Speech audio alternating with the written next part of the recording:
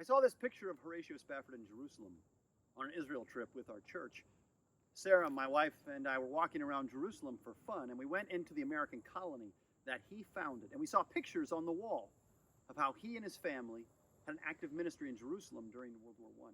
But the story starts before that in Chicago, where Horatio was a lawyer. On September 5th, 1861, he married the love of his life, Anna Larson, and everything was going well.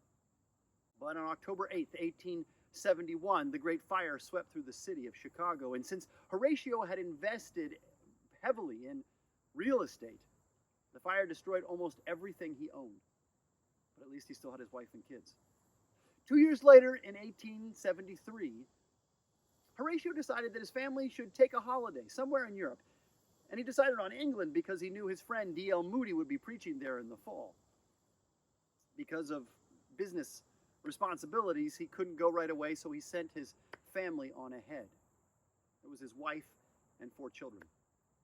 While the ship was crossing the Atlantic, it was hit by an iron sailing vessel, and 226 people died, including Spafford's daughters.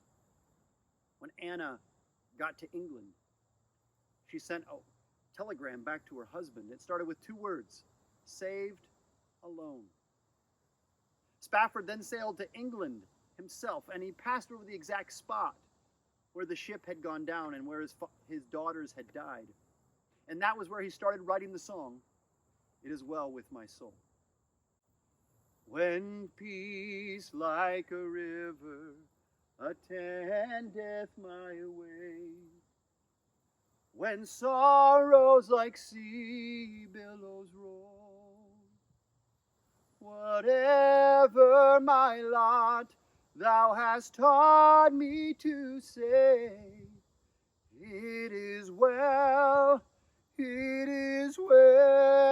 with my soul. After the sinking of the ship, Anna and Horatio had 3 more children. But on February 11th, 1880, this was 7 years after their daughters had died, their only son passed away from pneumonia. His name was also Horatio, after his father. As you can imagine, this deeply affected Anna and Horatio. And so they decided to start over. And a few years later, they took a group of people from America to Jerusalem, and they founded the American colony. They did an amazing work there.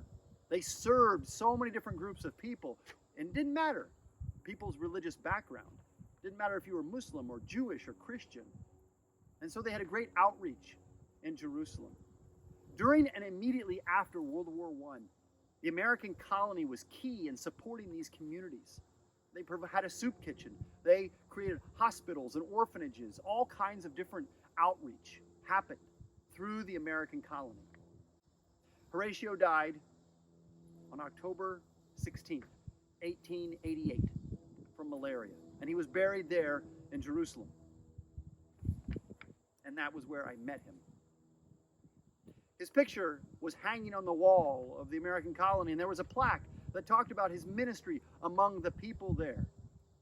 They talked about his great loss, and it talked about the God that he served through all of it. I pray God would give us the same grace to serve him, even in hard, challenging times, until he calls us home. It is well with my soul. It is well